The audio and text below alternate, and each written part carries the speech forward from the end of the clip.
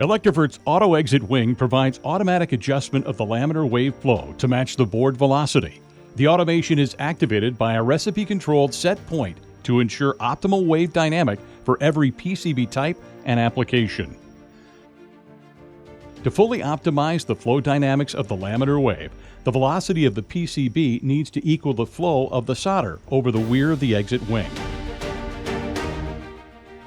Electrovert's auto exit wing provides highly repeatable, precisely controlled exit wing adjustment that has been proven to deliver up to a 70% reduction in bridging defects and improved topside hole fill.